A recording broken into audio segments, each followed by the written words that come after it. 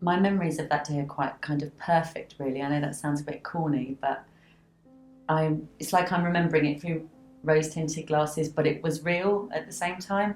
I remember feeling very nervous and unsettled during the day and not being able to eat any of the lovely breakfast that was provided for us.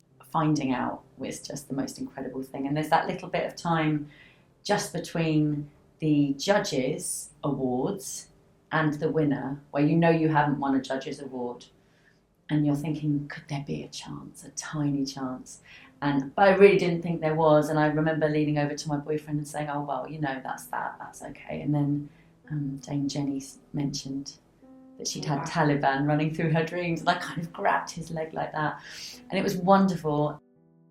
So the prize has definitely had an impact on what I've been up to over the last nearly a year now. One of the first things I got off the back of Bruntwood, I think, really was I was commissioned by Company of Angels to write a play for Year 6 students. Since then, I've had lots of meetings, and people are just generally really interested to read Yen or to read other bits of my work. I've been working with Theatre 503 and Polly Ingham Productions, and we've taken a production of my play Freak to Edinburgh and then back down to Theatre 503, and that was all off the back of Bruntwood, I think, really.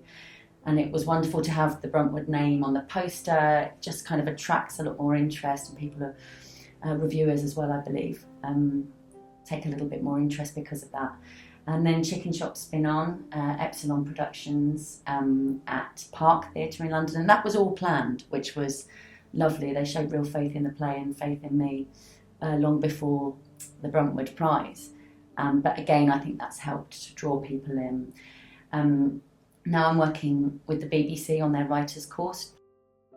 The first time I came to meet with you, Suzanne and Sarah, and we had that meeting and you gave me that feedback, I just came away from the meeting so excited because you'd shown me, or you helped me to realise little areas that I could just develop and deepen. Just thinking about what further work needs doing, and I think most of that is now going to be stimulated with conversations between us and the director as well. So, if I could give a piece of advice, it sounds like a bit cliched because I think it's what a lot of people would probably say, but I think it's really just to write about what excites you, and don't try to look for or try to second guess or work out what it is the judges are going to be interested in. I've written a play about what I really wanted to write a play about, and while the Bruntwood gives you that fantastic deadline and that focus, which if you're a writer that's not currently being commissioned, you really need that,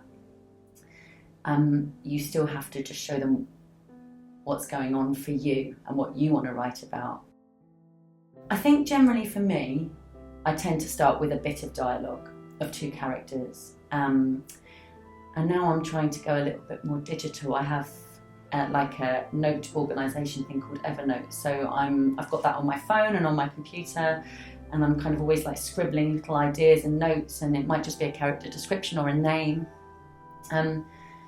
But yeah, starting with a little bit of dialogue can be a useful thing, but I think generally it's the process of putting something down on a page and evaluating it afterwards, rather than trying to evaluate in your head whether what you're about to put on the page is any good. Because if you do that, you're going to cut out a lot of creative processing, which is really important. So I think it's about knowing that whatever goes down on that page is private, it's for you, it doesn't ever have to see the light of day, but just getting it down, I think.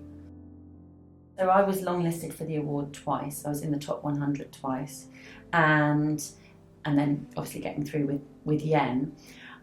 I don't think I'd definitely suggest that people continue to enter, regardless of how far they get in the competition. I think if you get longlisted, then you get feedback, which is really, really useful and great. But I think when you look at the numbers that are involved, you must just, again, as I sort of mentioned earlier, keep writing what you want to write. Don't necessarily kind of go, well, that play didn't get very far, therefore I really need to change my game. I think you need to kind of have that sense of identity about what you want to write about. But yeah, keep going, definitely, don't stop. ever.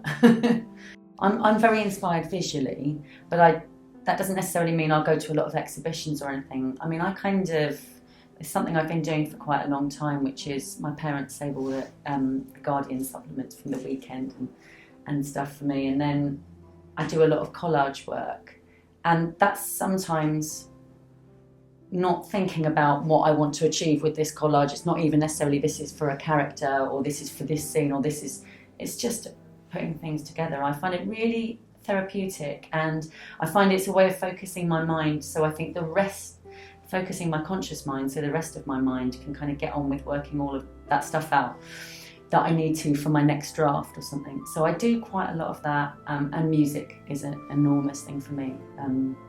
Just listening to my Yen playlist today, so songs that really, really inspire me, songs that I can imagine being in the production maybe, characters' favourite songs, and Spotify's really changed all of that for me. So I have lots and lots of playlists on Spotify and always listening to new stuff.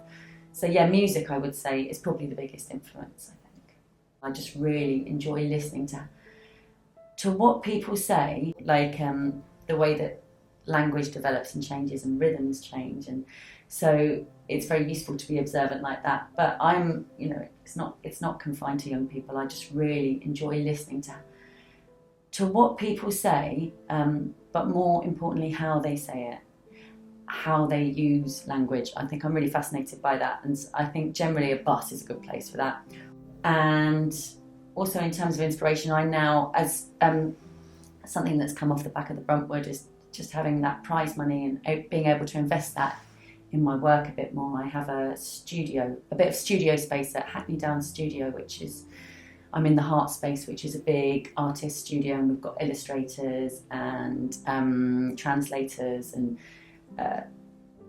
all sorts of different artists, fine artists working in there, and that's a really inspiring space to be in. I've got my little section and got all my pictures and collages and stuff on the wall, and it's not silent. There's a kind of hum, and a bit of a buzz going around. People are very nice to chat to, and it just feels like a good place to be working, and everyone's kind of striving for the same thing. So that's really useful for me.